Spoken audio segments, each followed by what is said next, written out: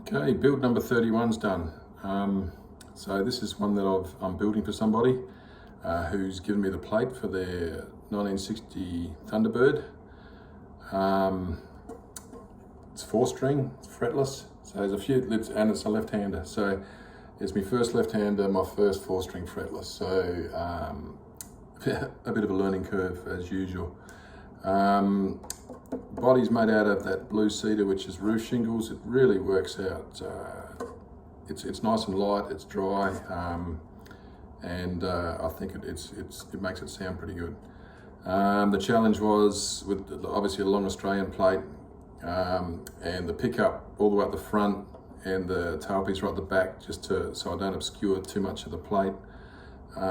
Made it a bit of a challenge.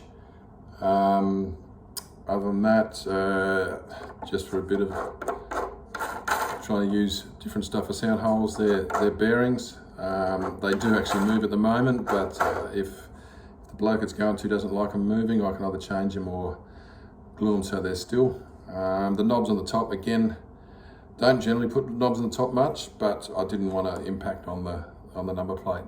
So now to try and test this out, being a left-hander, I'm going to struggle, so I'm going to flip it upside down. Because it's open tuning, I should be able to get some sort of sound out of it playing it right-handed.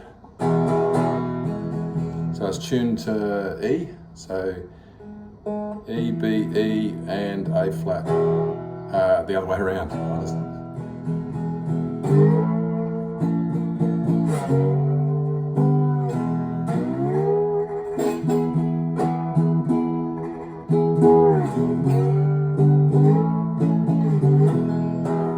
little bit of delay.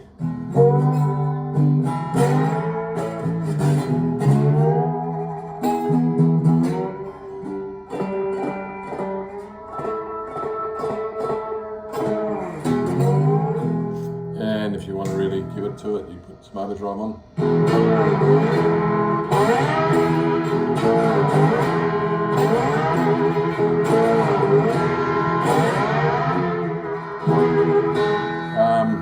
See, I've got the dots on for the left hander, not the right hander, so I'm struggling without them. So yeah, setting up the harmonics, I think I've got, that's about 12 fret there.